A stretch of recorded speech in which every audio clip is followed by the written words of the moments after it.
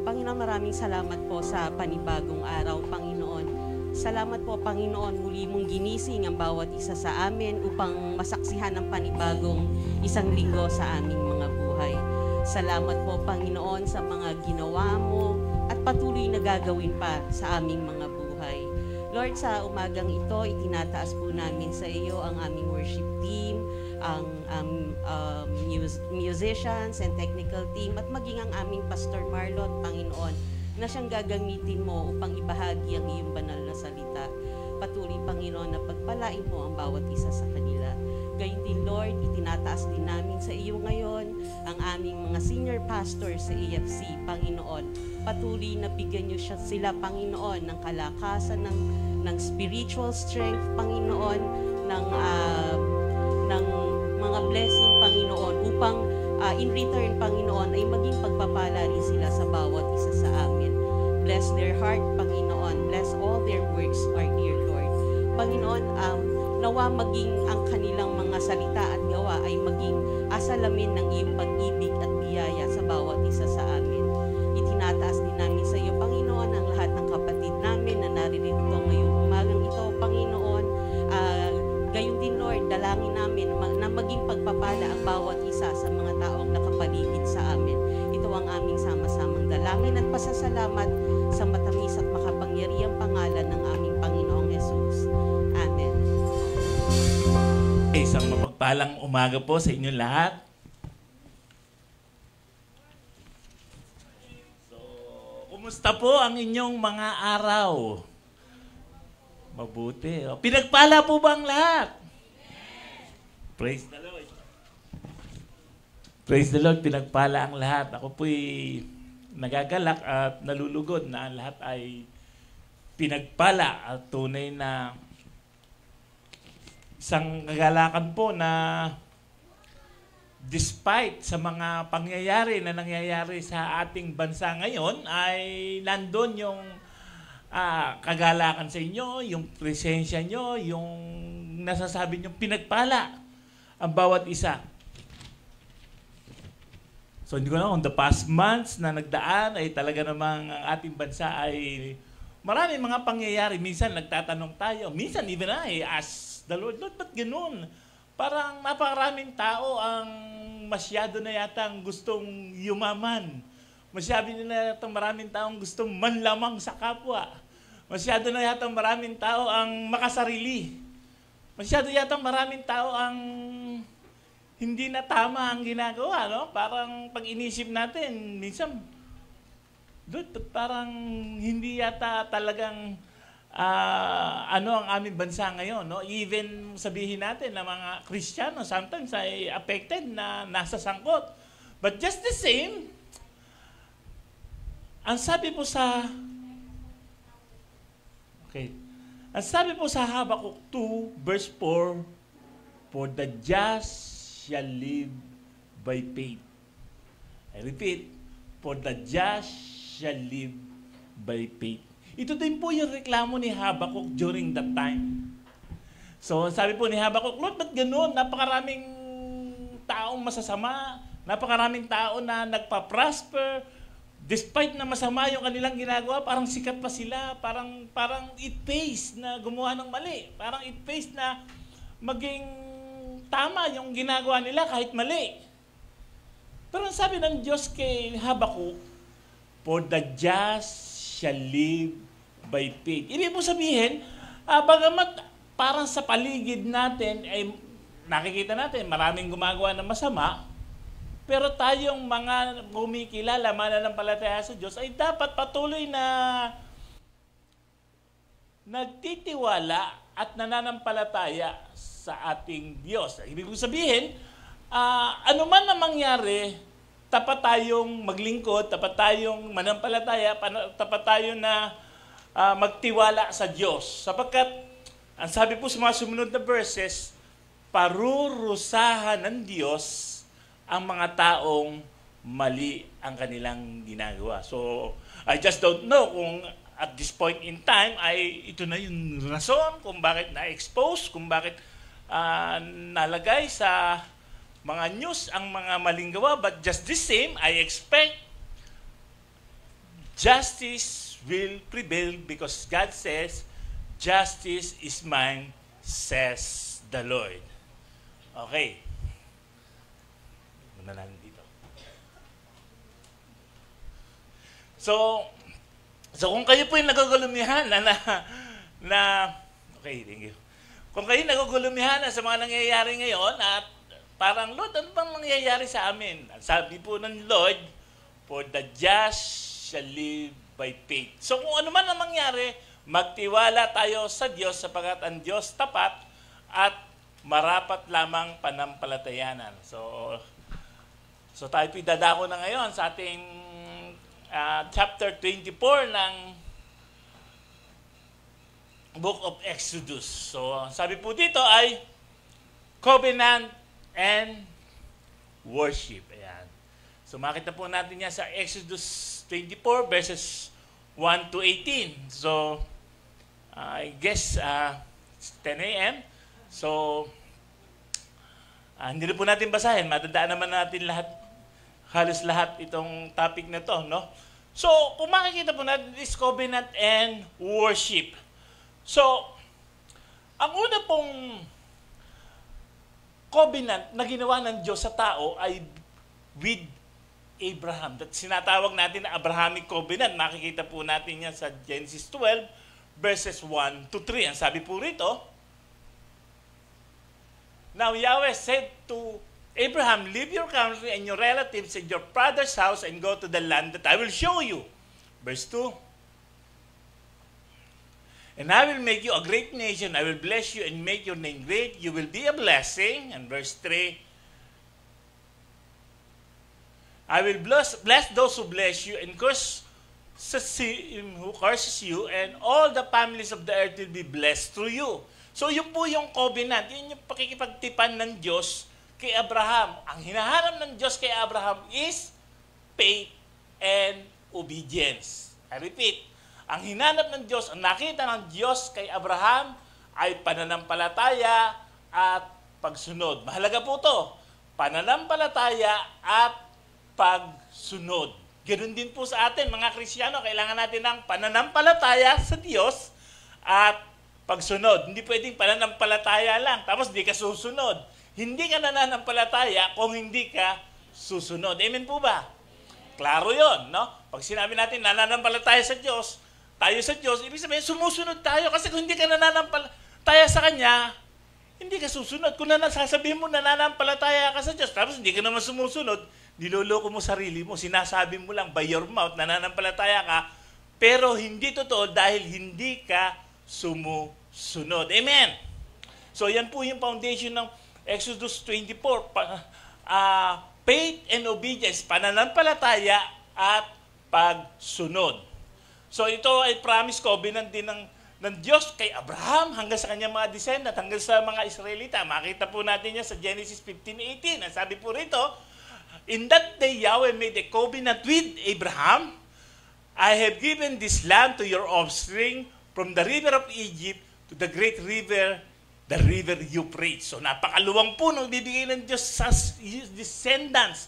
So ibig sabihin yung covenant ng Diyos kay Abraham, tumutuloy hanggang sa kanyang descendants. So, ang mahalaga ay pananampalataya pa rin at pagsunod. Ibig sabihin, kung ikaw ay mananampalataya, magtuturo ka ng pananampalataya at pagsunod sa mga descendants mo, sa mga anak mo, and even your children, magtuturo ng pananampalataya sa Diyos at pagsunod sa Diyos. Amen? Klaro?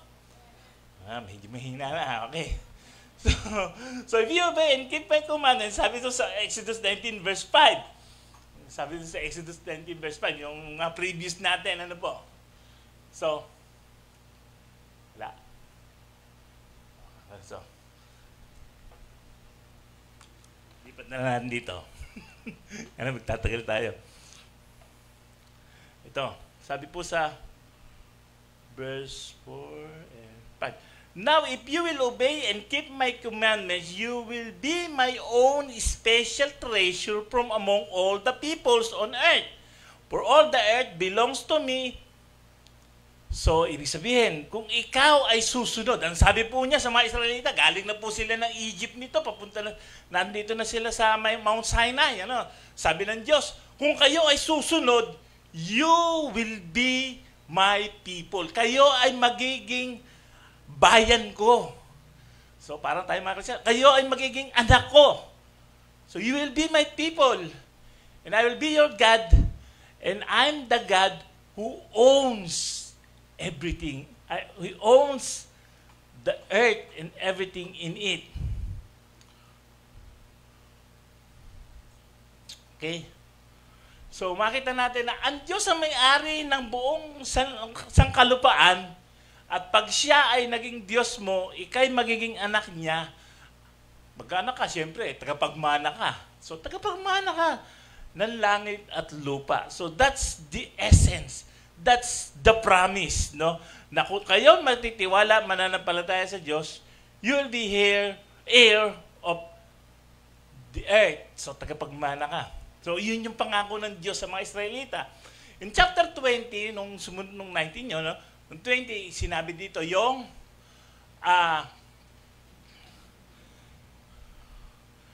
chapter 20, yung 10 commandments, no? Sinya na ating Pastor Chris, no? So, the unwavering God, no? Pagkatapos, so makikita natin yung pa rin yung pagsunod sa chapter 20. In chapter 21, it's about laws on slaves and injuries. Sinunod naman na ating Pastor Jess, which is accountability. Ibig sabihin, accountable tayo. Then in chapter 22, it's protection, penalty, and social justice or law of retribution na isinyer na ating Pastor Debs. Then in chapter 23 is the law of retribution, no, na nung the other Sunday na tinakal natin, it's about law, justice, obedience, or lex talionis, no, the law of retribution. So, God has fulfilled this end of the covenant. So, ang Diyos po, tapat sa kanyang pangako. Ang Diyos tapat sa kanyang covenant. Yung tao lang po, hindi tapat. Ano po? Sa makikita natin, ang covenant ng Diyos ay, you will be my people. Ang ginawa ng Diyos sa Israel, dahil ang covenant niya with Abraham, ibabalik ko kayo sa lupang pangako, they were freed from Egypt. Pinalaya sila ng sa makapangyarihang kamay ng Diyos mula sa Ehipto, mula sa pagkakaalipin sa Ehipto. So makikita natin, ang Diyos tapat, tumutupad sa kanyang mga pangako. Amen? So, kung tayo po sa buhay natin ay nagdududa, pag binasa niyo po ang ating Bible, merong 7,000 mahigit na pangako ang Diyos. So, kung ano man ang pangangailangan mo, may kumpletong pangako ang Diyos para sa bawat isa sa atin. Ang malungkot lang, kung hindi mo binabasa ang iyong Bible, hindi mo alam yung pangako, hindi mo makiklaim yung pangako, hindi mo mararanasan ang pangako ng Diyos. Amen? So mahalaga tayo po yung nag-aaral ng ating mga Bible. Mahalaga binabasa na ang ating Bible upang sa ganun alam natin ang pangako ng Diyos, no? Di ba? Pangako ng Diyos, hindi ka ulo, ikay ulo, hindi ka buntot. You will be the head and you will not be the tail. You will be blessed. Those who bless you will be blessed. Those who curse you will be cursed. No, napakarami pong pangako. Kung ikay may sakit, karamdaman, ang Diyos ang siyang tagapagpagaling. Kung meron kang pangangailangan, Jehovah Jireh. Amen. Yan, kaya si Jaira, dahil blessing siya, talagang sinabi niya, pinangalan ni Sandra is Jireh. Because God provides. Amen? So yun makikita natin. Mahalaga, meron tayong faith and obedience. Mahalaga po ang pananampalataya at pagsunod. So yun po yung pinaka-essence ng chapter 24. Pananampalataya sa Diyos at pagsunod. Una po is preparing for worship. Okay? Una is preparing for worship. So makikita natin na God deserves worship. Ang Diyos po, deserve niya na sambahin. Ang Diyos po, deserve siya na sambahin. Like what we did, no? Kasi po, ang pagsamba naman, hindi na necessarily tuwing Sunday na narito tayo. Ang pagsamba po, kahit nasa bahay tayo, pwede tayo sumamba sa Diyos. Pagkagising natin, we have to thank, praise God. That is worship. God deserves that worship. God deserves that reverence na ibibigay natin sa Kanya because He is God. Ano po? So, God deserves worship. It reminds us that who we believe, the true God. So, pag tayo po sumasamba sa Diyos, ay pinakikita natin kung sino yung sinasamba natin. Kilala natin kung sino yung pinagtitiwalaan natin. Alam natin kung sino yung Diyos na lalagyan natin ang ating pananampalataya. Kilala natin kung sino yung Diyos na sinasamba natin sapagkat alam natin ang sinasamba natin ay yung tunay na Diyos. Amen? So, it demonstrates our reverence, devotion, and submission to God. So, nandun yung reverence, yung pagpapahalaga mo sa Diyos, yung pagsunod mo, yung devotion mo sa Diyos, no?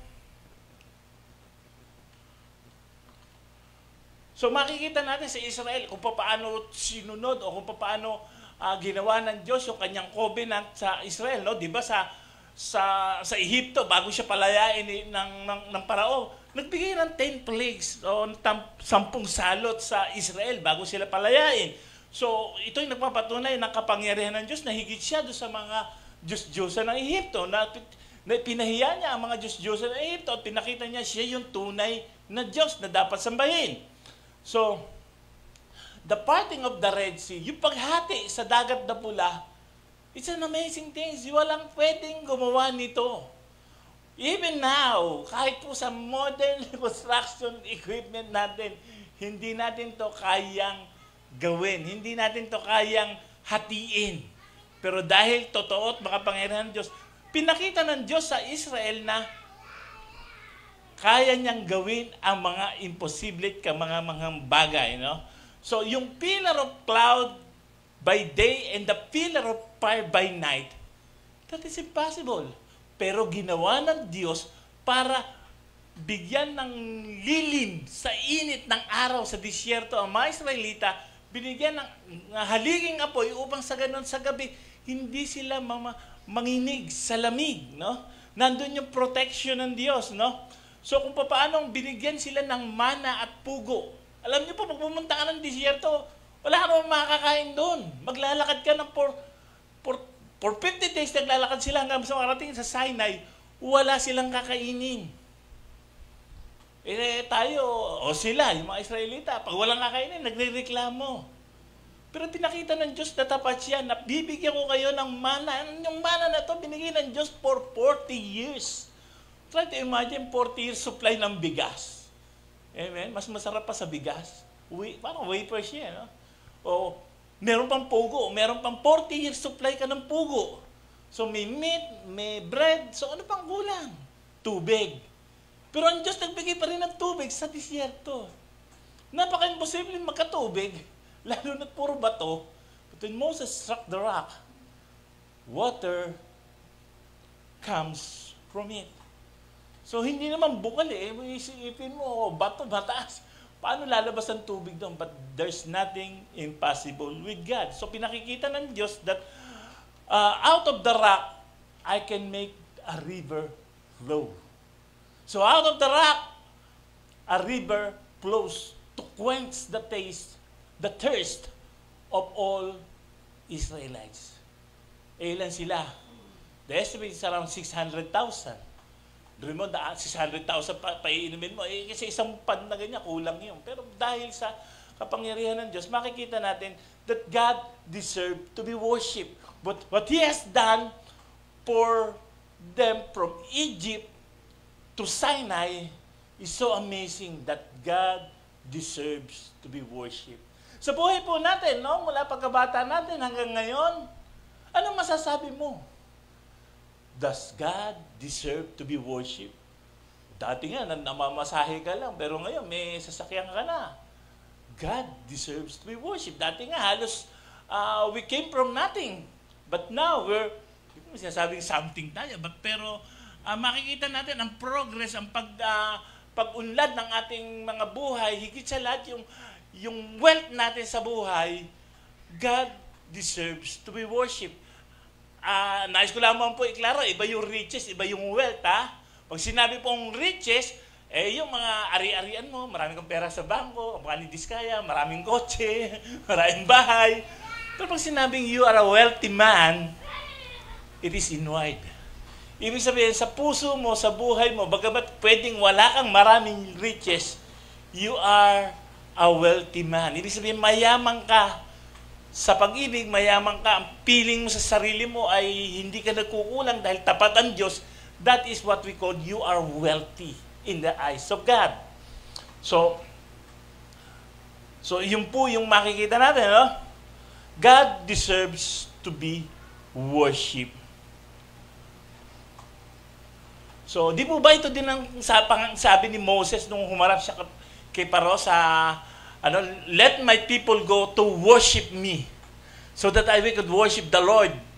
No? So ang mahalaga, hinahanap ng Diyos na sila ay sumamba sa Kanya, and they went from Egypt for 50 days to Sinai, to Mount Sinai. That was the time that they will worship God. Kaya nga, this time they are preparing to worship God. No? So makikita natin that God is God and God is good. Amen? God is God, our God is God, true God, and God is good. So ibig mo sabihin, hindi naman hinihiling ng Lord na, ng Diyos natin na mag-offer ka ng ganito, ganyan. Pero hinahanap ng Diyos yung faith and obedience. And if you have that faith and obedience, you will experience that God is good. Amen? Actually, kung tutuusin nga, kahit wala pa yung faith and obedience natin, God is already good. Di ba sabi ni Pablo, while we are yet sinners, Christ died for us. Kahit tayo makasalanan pa, ala pa tayong faith, ala pa tayong obedience, si Jesus namatay sa atin upang magkaroon tayo ng buhay na walang hanggan. It's just for us to accept Jesus as Lord for the glory of God, for the salvation of our souls. So kung titignan natin, ang journey from Egypt to the promised land, 11 days lang eh. Amen? 11 days lang yung journey. So, yun eh, shortcut sila. Doon sila dadaan sa may parte sa may Gaza Strip na yon. Makararating na sila. It's only 11 days journey. Pero why did God choose the longer journey? Bakit pinili ng Diyos na maglakbay sila ng higit na mas mahabang taon? 40 years. Because hindi po sa lahat ng pagkakataon, yung straight lang, yung shortcut, ang the best. Sa buhay po natin, ganun din. Hindi sa lahat ng pagkakataon para sabihin natin, Lord, gusto ko yung buhay ko, doon sa pupuntahan ko, doon agad ako, diretso, hindi na ako iikot. Para bakit ka sa Baguio? Diretso, wala kang dadaan ng para aahunin mo ganun diretso. Wala naman siguro makakagawa ng kalsada na diretso mula dito sa Bulacan, diretsong Baguio. Marami kang dadaanan. Even the mountains will be so high to climb, no?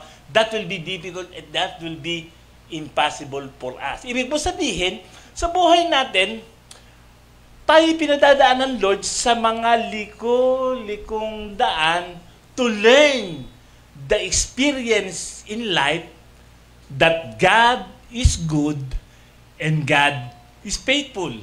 Ibig mo sabihin, hindi naman lahat ng buhay natin smooth sailing, di po ba?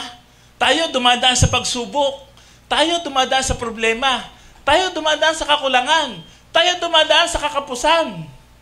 Pero sa mga panagdadaanan na yun, nakikita natin ang Diyos tapat. Nakikita natin ang Diyos nagpapagaling. Ako dumaan sa path ng karamdaman, pero nakita ko tapat ang Diyos nagpapagaling. Dumaan ako sa path ng kakulangan, pero nakita ko ang Diyos nagpo-provide. Hindi lahat ng pagkakataon, Lord, tingin ng 10,000. Lord, bigyan mo ako ng isang BMW. Hindi pwedeng ganun.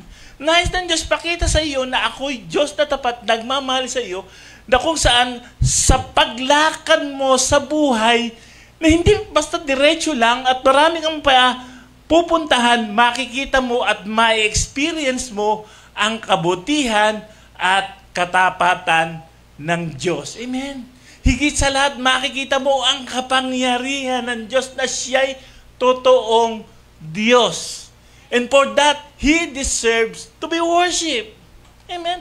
Yung pinagdaanan ng Israelita, biruhin mo, pawawala sila kay Paraon, kailangan magkaroon ng 10 salot. Sa 7 dito, hindi nila na-experience yung salot. Yung mga Egyptian lang ang naka-experience. That is amazing. That is the power of God. Kung saan, nasukol na sila, wala na sila lalabasan. Nandun yung Red Sea, dito bundok, doon yung kalaban. Pero ginawa ng Diyos, hatiin ko yung dagat para makatawid kayo. At pag sila na yung tatawid, malulunod sila. That is amazing.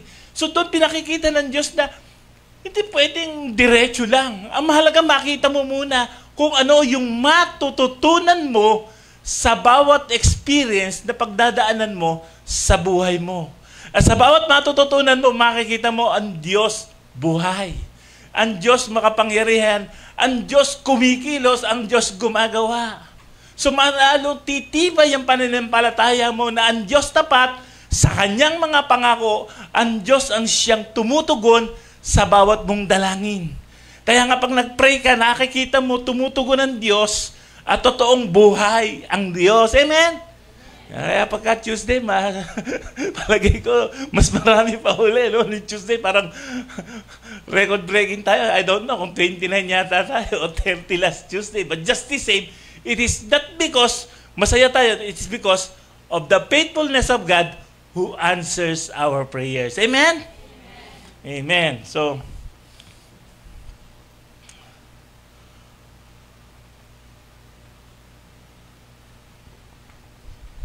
makikita natin na bakit inabot ng 40 years yung mga Israelita. Pwede namang hindi. Pwede namang 10 years, pwedeng 1 month, pwedeng 1 year. It's because tinuruan sila ng Diyos sa 40 years na yon because of their disobedience, sa kanilang takot, sa kanilang kakulangan ng pananampalataya sa mga pangako ng Diyos. Bagamat na-experience na nila ang kapangyarihan ng Diyos from day 1 to day 50 sa ilang, pero they still lack the belief, the faith in God. They lack faith and they also lack obedience. Sinasabi lang nila, susunod kami, pero hindi nila ginagawa.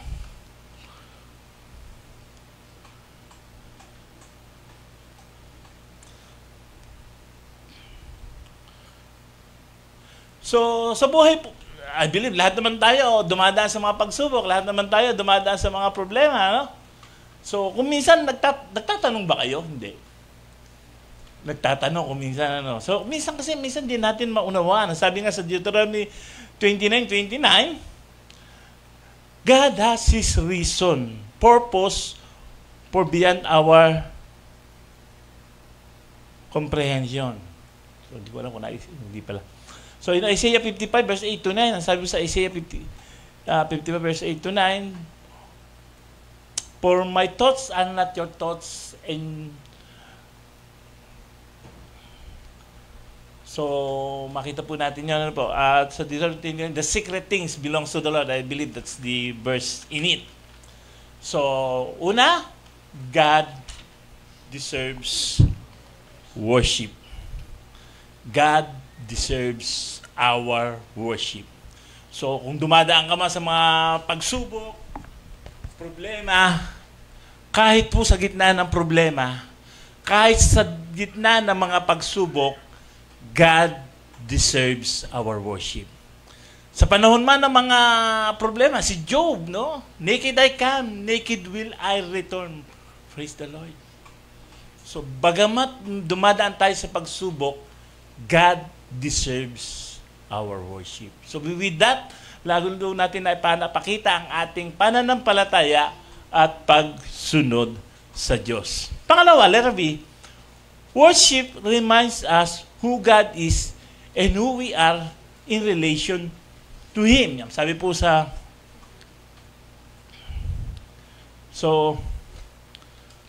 Number 1, we need a mediator. So, in Exodus 24, verse 1. So, makikita natin na kailangan natin ng mediator. So, kailangan natin ng magmi-mediate sa atin sa Diyos. Sabi ng Diyos kay Moses, He said to Moses, come up to Yahweh, you Aaron, Nadab, Abihu, and 70 elders of Israel, and worship from a distance. So, yung pong si Moses lang ang pwedeng lumapit sa Diyos. Hindi pwedeng lumapit sila yung mga kasama niya, no? So, because we need a mediator, no? Because God is holy and people are sinners. So, we need a mediator. So, ang sabi nga po sa 1 Timothy 2, verse 5, for there is one God, one mediator between God and mankind, the man Christ Jesus. Sapagkat hindi tayo pwedeng lumapit sa Diyos, hindi tayo pwedeng dumalangin sa Diyos, dumirekta sa Diyos, because we are sinners. No? In this point, si Moses lang in-appoint ng Diyos na pwedeng lumapit, pero hindi pa rin niya pwedeng makita ang Diyos. Sapagkat sinner siya. But Jesus was sent so that He will be the mediator between God and man. He will be the mediator between God and man. So kaya nga po tayo, pag nagpe-pray, sinasabi natin, in the name of Jesus, kasi siya yung mediator. So without Jesus, we cannot come to God. Kung wala si Jesus na siyang nag-atone sa ating mga kasalanan, as we partake our communion earlier, hindi tayo makakalapit sa Diyos. We're not worthy. Hindi tayo marapat sa Diyos. Ngunit dahil sa dugo ni Jesus, worthy na tayo sa Diyos. So it was Jesus, si Jesus, ang nagtulay sa atin para makalapit sa Diyos. Amen? So I hope that's clear, no? Kasi yan ang foundation ng ating faith. That Jesus paid for our sin that we could go to God. So una, we need a mediator. Pangalawa, we cannot come before God because of sin. Hindi tayo pwedeng lumapit sa Diyos dahil sa kasalanan. Ang sabi po sa 24 verse 2,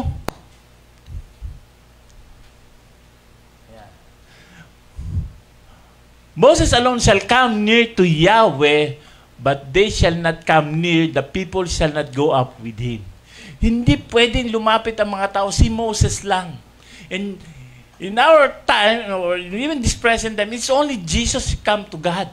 It's only through Jesus that we became children of God. If we believe in Jesus, anak tayo ng Diyos. Pero kung hindi tayo nananampalataya kay Jesus, hindi tayo anak ng Diyos. Amen?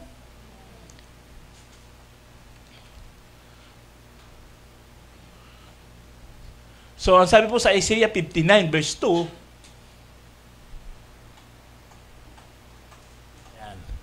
but your iniquities have separated you from and your God, and your sins have hidden His face from you so that He will not hear.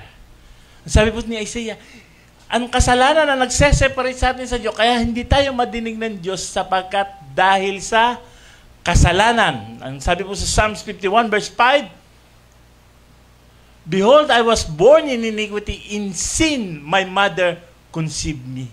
Ibig po sabihin, from the beginning, even from birth, yung kasalanan minana natin because our parents are sinful, our foreparents are sinful, we are sinful. So, hindi tayo marapat sa Diyos. Ngunit dahil lang kay Jesus, tayo naging marapat sa Diyos. So, makikita natin if we will examine ourselves and we will see how freely our God is looking toward us. Ibig sabihin tayo marupok sa harapan ng Diyos, tayo makasalanan, no? So kaya nga sabi ng isang manunulat, is there a mirror for the soul? So para makita natin ang ating mga sarili, ang tanong po ng isang manunulat ay, is there a mirror for the soul? Meron bang mirror para makita mo ang iyong soul? Is there a reflection God intended for us that we will know what God intended for us to look like?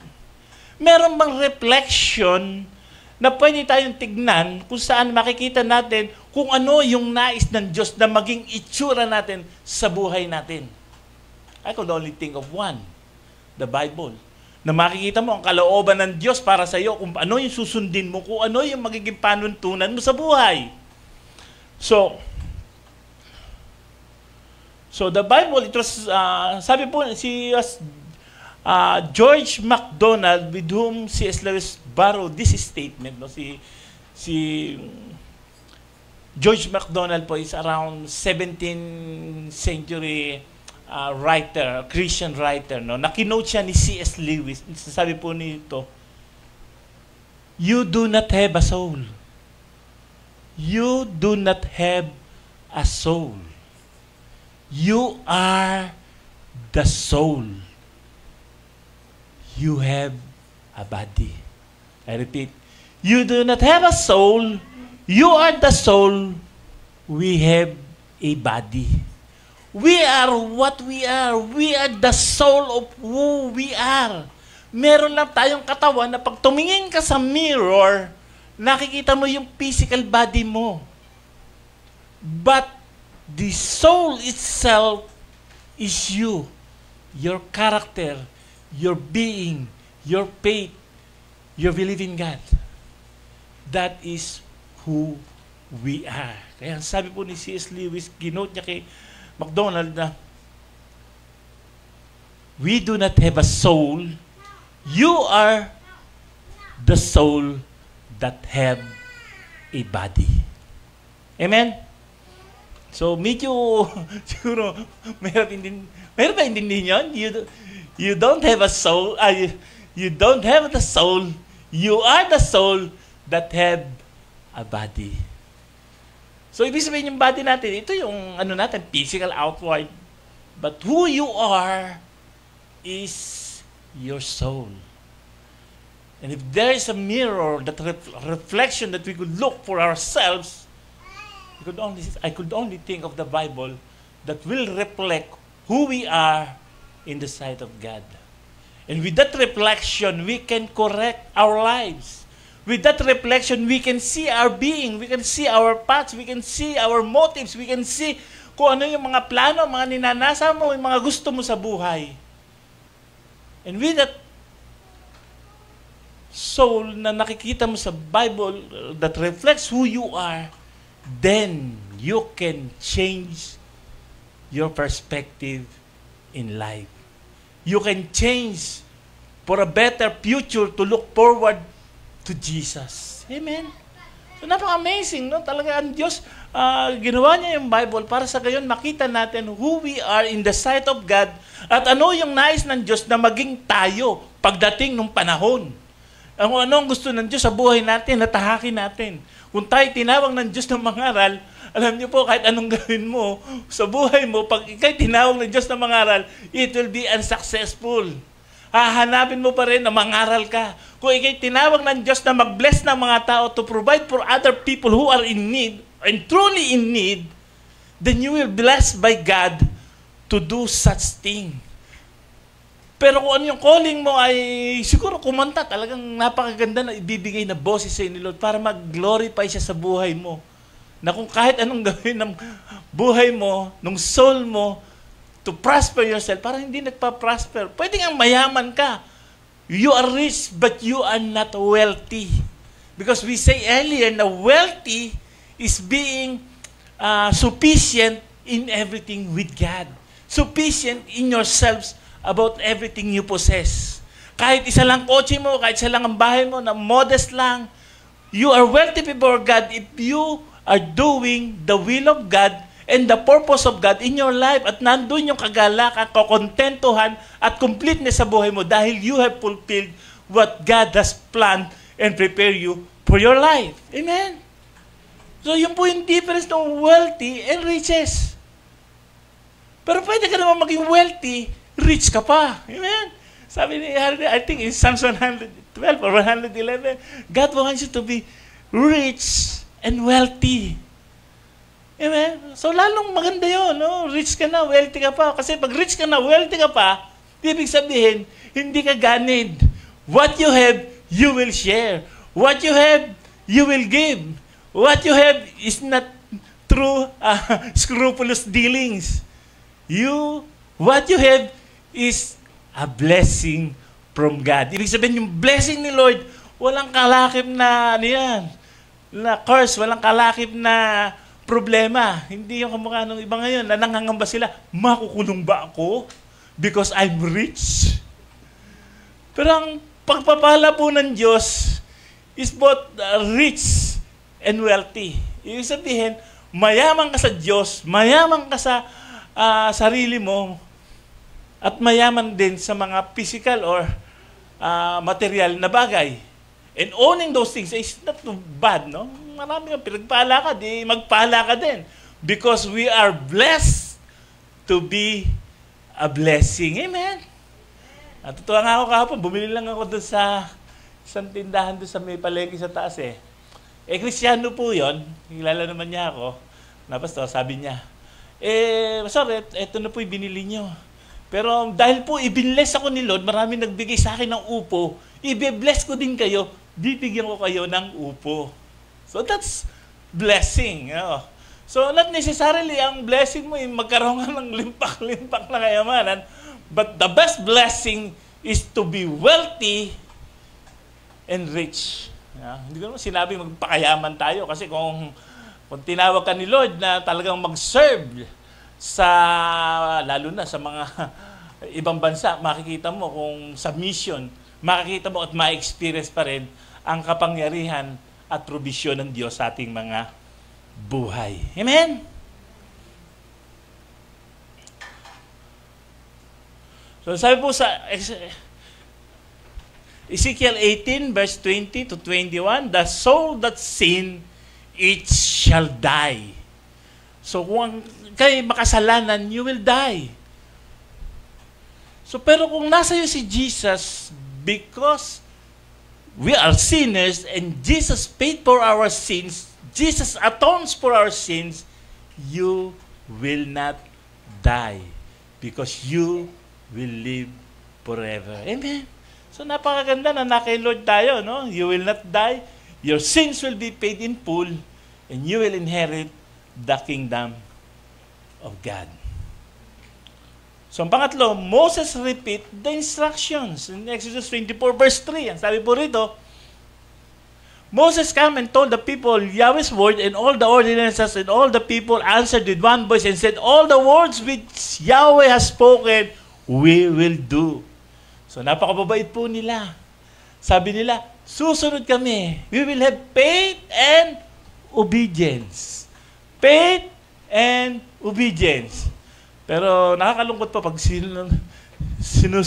susunod na mga chapters, makita natin that they did not obey. Pero just what it is, God is requiring them faith and obedience in worshiping God.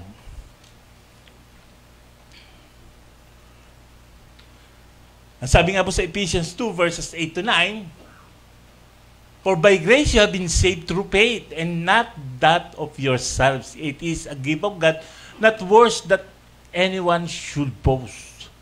So, biyaya ng Diyos yung ating pagkakaligtas. So, it is by grace alone. We cannot pay for our sin. We cannot redeem ourselves. Only Jesus can.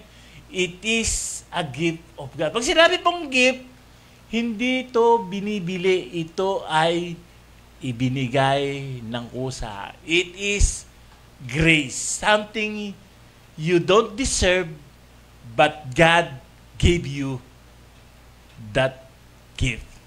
That is grace. Ang pangalawa po is, parang nakabahan kaya, mukhang ma-overtime yan. Hindi po, may kililo to. Okay. Number 2 is set to worship. So, ang sabi po sa Exodus 24 verse 4, Moses wrote all Yahweh's words, rose up early in the morning and built an altar under the mountain and 12 pillars for the 12 tribes of Israel. So, una makikita natin na sinulat uli ni Moses yung kanyang mga commandments, yung 10 commandments, yung law of retribution, lex talionis, sinulat niya uli yung pagbabayad ng utang, sinulat niya yung law para doon sa mga tao malaman nila, makita nila, maalala nila kung ano yung kalooban ng Diyos, that they will have faith and obedience. Amen? Ulitin natin, faith and obedience. Yun po mahalaga. Yun ang hinahanap ng Diyos. Kaya pag sumasamba tayo, meron tayong pananampalataya sa yung Diyos at meron tayong pagsunod. Faith and obedience. So Moses carefully wrote it down. So, 2 beses na niya pinaalala at ngayon isinulat pa ni Moses para hindi sila maligaw. Pangalawa, Moses set up an altar. Nagtayo si Moses ng altar na kung saan doon sila sasamba, doon nila ilalagay yung kanilang mga handog. Doon kakatayin yung tupa upang mag-reflect o i-symbolize what Jesus will do at Calvary, looking forward 1,000 years from their end. So 1,000 years, hindi pa dumadating si Jesus. Ginawa na ng Diyos na mag-alay ng tupa to symbolize what Jesus will do at Calvary. So, ang salvation ng mga Israelite, they look forward na merong Messiah, merong magliligtas sa kanila. Sa pamamagitan ng kanyang dugo, babayaran ng aming mga kasalanan. And we Christians, we look backward. Tinitingnan natin yung ginawa ni Jesus, ng ating Panginoong Jesus, 2,000 years ago at Calvary, na kung saan binayaran ni Jesus ang ating mga kasalanan. Kaya tayo malinis na, pwede na tayong lumapit sa Diyos Ama because of our Lord Jesus Christ who is our mediator. Amen? So, we set up an altar. So, Moses set up the 12 pillars for each of the 12 tribes of Israel. So kung saan ay isinimbolize niya, pinakita niya na yung buong descendants ni Abraham, the 12 tribes of Israel, are worshiping God. Pangatlo, the covenant of blood. Next Exodus 24, verse 6 to 8, ang sabi po rito,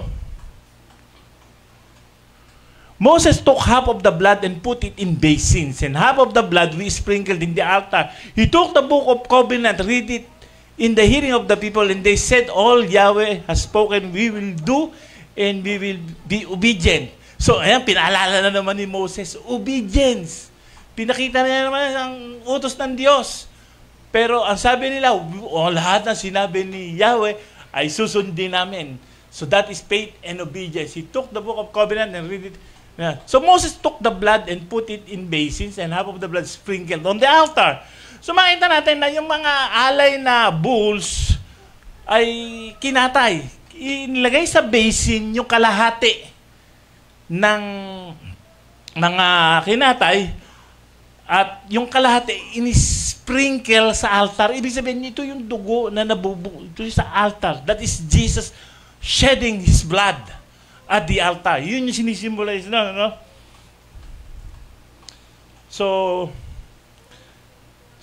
dinrain yung blood sa altar, yung kalahati nilagay sa basin. Moses then took the covenant and read to the people. So binasa yung covenant ng Lord sa tao at sabi ng mga tao, we will obey. So faith and obedience.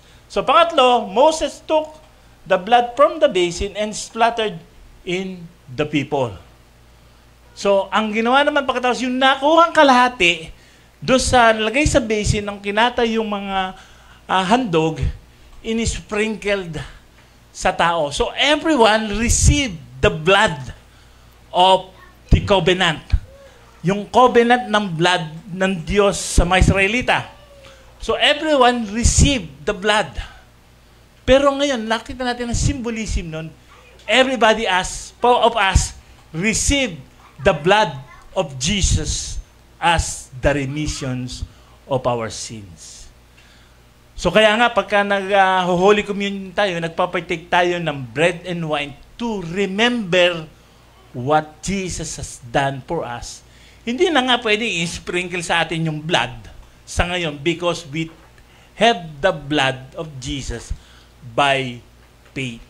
sa pananampalataya natin na ang dugo ni Jesus ang siyang na-sprinkle sa atin upang malinis tayo sa mga kasalanan. During this time, alapan naman si Jesus, yung dugo ng mga animals ang ni-sprinkle, looking forward dun sa gagawin ni Jesus sa krus ng Kalbaryo.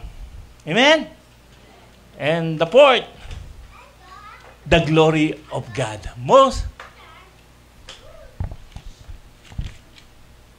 Okay, next is fourth is the glory of God. They see the glory of God. Makita po natin yan sa Exodus 24 verses 9 to 10.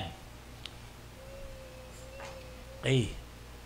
So then Moses, Aaron, Nadab, Abihu, and 70 elders of Israel went up. They saw the God of Israel under his feet was like a paved work of sapphire stone, like the skies of clearness. Parang sapphire. So hindi nakita nila ang Diyos, nakita nila nung umakyat si Moses at nakita nila under the feet of God, it's just like sapphire. I don't know kung nakakita na kayo ng sapphire, parang familiar ako sa sapphire stone, very clear under his feet. Amen. Alam niyo po, ang sabi po ng Isaiah 66 verse 1, Heaven is my throne, and earth is my footstool. Yahweh says, Heaven is my throne, and the earth is my footstool. What kind of house will you build me? Where will I rest? Hindi po natin kaya i-contain ng Diyos. Ang langit ang kanyang trono, ang kalupaan ay tapakan lamang niya. At makikita natin, as He stands on that mountain, they see the sapphire blue crystal, the glory of the feet of God. Hindi pa nila nakikita ang Diyos. Yung tinutuntungan pa lang ng Diyos. Amen? And number 2, they gazed upon the glory of God. They gazed upon the glory of God. Amen? Ang sabi ko sa 24 verse 16 to 17 ng Exodus, Yahweh's glory settled on Mount Sinai, and the cloud covered it 6 days. The 7th day, He called Moses out of the middle of the cloud. The appearance of Yahweh's glory was like the boring fire on the top of the mountain in the eyes of the children of Israel. Amen. So nakita nila ang walwalhatian ng Diyos. It is like a fire. Hindi ba nila nakikita ang Diyos? Nakikita lang nila ang kalwalhatian ng Diyos. It is so amazing. Amen. So for the Israelites to see the glory of God, is no reason for them to not tumalikod sa Diyos, hindi sumunod sa Diyos, because they see the awe of God, in awe of the glory of God. So that's what we need in life. We have to worship God with awe. We have to be prepared to worship. And what God requires of us is faith and obedience. Faith and obedience. So sabi po sa ating conclusion in Hebrews 8 verses 6 to 10, but now, He has obtained a more excellent ministry by as much as He is also a mediator of a better covenant. Mas maganda ang covenant ng Diyos ngayon kaysa noon. Noon, you are under the law. Now, you are under the grace. Amen? So noon, kailangan sundin mo lahat ng law. Pero napakahirap sundin ang law. You will fail in one, you fail in all. Kung nagkasala ka sa isa, nagkasala ka sa lahat. Ibig sabihin, kung nagkasala ka sa isang kautusan ng Diyos, guilty ka pa rin. Makasalanan ka pa rin. You will go to hell. But now, the new covenant that Jesus gave is the covenant of grace. You are no longer under the law, but under the grace of God. Because God looked at what has Jesus done at Calvary. So, by as much as He also, but a mediator, a better covenant, which has been enacted on better promises. So, ibig sabihin, mas maganda yung pangako ng Diyos because we can come before God. Makakalapit tayo sa Diyos. Kay Jesus, sa lahat ng mga pangako niya, pwede mong pangangaon. For it is the very first covenant had been faultless. Then no place would have been sought. For a second, Kung doon sa unang covenant, maliligtas na yung tao kasi sumasablay. Nagkakasala ang tao. Pero dahil sa covenant ng grace, pinalitan ng Diyos yung covenant. Sa covenant ng grace, mararanasan mo ang pag-ibig at kabutihan ng Diyos sa buhay mo. Amen? Ang buhay natin, na-experience natin, una, meron tayong kaligtasan. Pangalawa, sa buhay natin, lalo na tayo mga paglakad natin bilang mga Kristiyano, na-experience natin ang kabutihan, katapatan ng Diyos, that God is but just a prayer away. Na kung saan nandun ka sa problema, nandun ka sa masalimot na buhay, manalangin ka, nandun, ma-experience mo, totoo, buhay ang Diyos, sumasagot, tumutugon sa bawat nating dalangin. Amen? Amen. So, that's so pretty good and better covenant. Next. For finding fault with them, he said, behold, the days come, says the Lord, that I will make a new covenant with the house of Israel and with the house of Judah. Meron na akong bagong covenant. And this is the covenant we experience today. Because Jesus died at Calvary and we experience the goodness and the faithfulness of God. Because what God has required for us is faith and obedience. Ang nais lang ng Diyos ay meron tayo ng pananampalataya at pagsunod. Sa pagsunod natin, maaaring nagkakamali tayo, pero ang Diyos tapat pa rin nagpapatawad. Ang Diyos tapat pa rin nagbibigay ng probisyon. Ang Diyos tapat pa rin nag-iingat. Tapat pa rin nagmamahal kahit nagkakamali tayo. Have you experienced that? Na kahit minsan sumasablay tayo, ang Diyos tapat pa rin eh. Dumidinig pa rin. Kahit minsan parang ayaw mo na lumapit sa Diyos para malalang napakararumi ko. Pero ang Diyos tapat pa rin, mahal ka pa rin eh. That's the better covenant. That is what God has died, that He gave Jesus to die for us, that we will experience the best covenant, the covenant of grace. Amen? I think, may next verse ba? Okay na?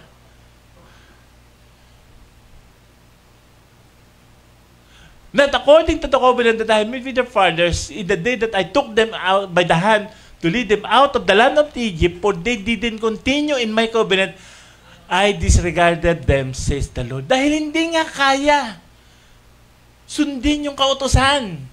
Binago ng Diyos, ginawa niyang covenant of grace, not the covenant of the law. Dahil sa covenant of grace, meron tayong past na lumapit sa Diyos sa pamamagitan ni Jesus, our mediator, that we can come before God and pray, and God is with us to answer all our prayers. Lagi ko nga po sinasabi na sa buhay Kristiyano, we are always privileged. We have a God that sinasabi natin, ang Diyos natin ay provident. Ang Diyos, ibig sabihin, provident, mapagbigay. Sa lahat ng tao, may makasalanan, mabait, mabuti. Binibigay ng Diyos ng araw, ng ulan, ng mga lahat na ating tinatangkilik. Pero tayong mga Kristiyano, meron tayong special providence. Yun yung pinaka-the best na maging Kristiyano ka. Meron kang special providence of God dahil anak ka ng Diyos, special ka sa Diyos. Hindi dahil anak ka ng Diyos, pwede mo sabihin na gusto ko lahat ng meron si Vizcaya, meron din ako. Pag nangyari po yun, wala na pong dadaan na kalsada natin, lahat tayo na nag-traffic jam, hindi nyo na magagamit sa sasakyan nyo. But just the same, this is it. The covenant of grace give us the grace that we have experienced peace in our mind, peace in our heart, and the assurance that we are saved by faith in God, and the assurance that God will answer our prayer, and in times of trouble, God is always at our side. Amen? Iba po yung may pinanghahawakan ka na sa bawat paglakad mo sa buhay, sa bawat problema ng buhay, kasama mo ang Diyos. That is what God wants Israel to experience. Mula sa Ehipto papunta sa Mount Sinai, kasama nila ang Diyos in a pillar of cloud by day, in a pillar of fire by night, to divide the Red Sea, to provide for their needs, the manna and the quails, the water in the desert. That how good God is. Ganun gusto tayo samahan ng Diyos sa buhay natin if we will only have faith and obedience. Amen? God is so amazing. God so loved us. Hallelujah. Shall we bow down and close our eyes? Hallelujah. Ama, maraming pong salamat sa iyong salita, Panginoon. you really seek us, Lord, na kami manampalataya at sumunod sa iyo. Bagamat sa aming mga pamumuhay, Panginoon, sometimes we fail, nagkukulang, pero lagi nandun pa rin ang iyong kapatawaran. Because of your grace, dahil sa iyong biyaya, O Diyos, nagiging marapat kami lagi, Panginoon. Dahil sa anak mong si Jesus, O Diyos, ang aming Panginoon, kami nagkaroon ng buhay na wala hanggan, na-experience namin ang iyong kabutihan, na-experience namin ang iyong kalapitan. Let us always walk, Lord, uprightly, with faith and obedience. Sa buhay po namin, O Diyos, Ikaw lamang ang maluwalhati, Ikaw lamang ang madakila, Ikaw lamang ang mapapurihan, at Ikaw lamang ang mataas. Salamat sa iyong salita, Ikaw lamang, O Diyos, ang maghari. Sa pangalan ni Jesus, ito po kami sama-sama dalangin ang lahat ay magsabi ng Amen.